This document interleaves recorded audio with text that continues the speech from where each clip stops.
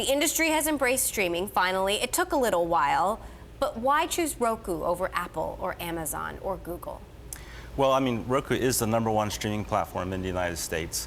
We have over 14 million active customers, and that's growing 40+% every year.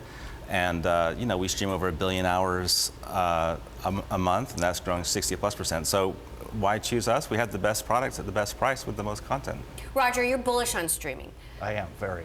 But do you see consolidation in this business? No, well, not at Anthony's level. To me, the really interesting question is you've had this massive proliferation of content creators, which has been a boon for the industry. I mean, you know, you look at this and people talk about the golden age of television. And that golden age of television is not about network TV. It's about the services that things like Roku stream. And I don't know what causes that to end, because the success of it so far has been, I mean, wildly above the threshold that would be necessary to keep people doing it. And you know, you've had new entrants like Netflix, like Amazon coming into that space, and it wouldn't be shocking to see other new entrants come in. So I look at this, and the question to me is, what is ultimately the penetration of this stuff around the country? I don't know, but if it's, you know, if we're even a quarter of the way to maximum penetration, I'd be really surprised, because it feels like something that's going to be more or less ubiquitous at some point. What is penetration? Well, I think every household is going to stream. That's how people will watch TV. Yeah. It is the future of TV, and there will be operating systems in your television just like there are operating systems in your phone. So what does that mean for cable companies? Well, it means the way content is being distributed is changing completely. You know, half of Roku customers don't have a cable subscription.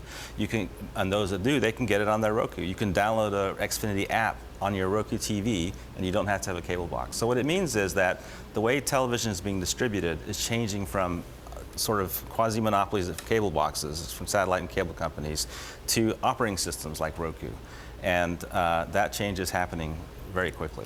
Well, the cable guys, the thing with the cable guys, remember, they are the largest provider of internet access. So they're not, you know, their internet business is so much more important than the cable TV business to them today, that at some level they love what's going on here, because they can actually put Xfinity or their apps onto these platforms. But they're making so much more money on the cable part of it. They bundle everything together, but they're charging so much more. Well, their biggest business is broadband. And what's happening is that the internet is causing a lot of competition that didn't used to exist. There's a lot more choices for customers, and the margin actually in the distribution of video is shrinking, and customers are getting better values. They also own a lot of content. I mean, you look at Comcast's portfolio of content that they own, it's really significant. And you look at this and you go, these guys have hedged their bets, frankly, brilliantly. And so I look at this and go, are people going to consume more video and pay more for it 10 years from now than they're paying for it today? I think the answer to that is probably yes. Are they going to change the way they get it? Almost certainly. Consumers are watching more television. They get more choices. They get to watch what they want to watch. They don't have to watch ads if they don't want to watch ads. That's what we're seeing. What does this mean for companies like Netflix and Amazon? These are companies that are spending billions of dollars on original content. Can they keep it up? Well, who knows? But so far, they have.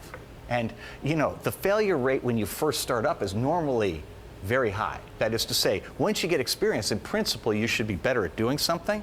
And what's fascinating here is that they both hit the ground and didn't make any tragic errors out of the chute, and they each had monster wins right out of the chute. And so I look at this and go, I think the burden of proof is on those who do not expect them to be successful. I also think at the margin, it kind of doesn't matter for his business. All that matters is that people make more content, and that they make content that's looking for distribution channels other than the, you know, essentially network television and the cable package. And lastly, what about Apple? I mean, we've been hearing for so long Apple was coming with something special for TV. Is this it? We know they're dabbling in original content. Is it the Apple TV box? I have no idea. I happen to love Apple TV as a customer, because, you know, I'm old enough that I need simplicity of the user interface and the connection and all that stuff. I like the portability. Plus, I had a large investment in iTunes product, which made me an above average customer for them, but you probably have a different point of view. Yeah, I mean, Apple TV has the smallest market share of any of the streaming players on the market. The #1 streaming players are all in the sub $50 category. For example, the Roku Express, $29, is selling like gangbusters. Yeah, I mean, I probably have half of Apple's market share in California in my house. But the way most customers are going to get their streaming platform, their operating system, it's going to be built into the TV that they buy.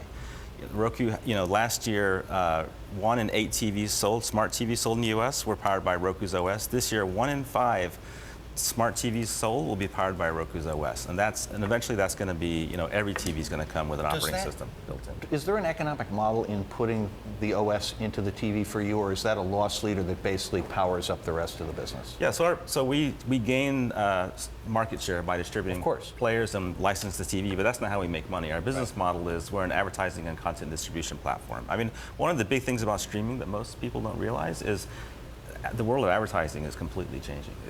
Instead of Nielsen ratings, we're moving to internet-based technologies, data, machine learning, targeted ads, and that's a big part of what we do is building that platform. And what percentage of the people who get a smart TV activate the Roku that's in it? Well, it's the highest activation rate. I mean, it's over 85%. 85%. Wow. That's really, impressive. That's really impressive.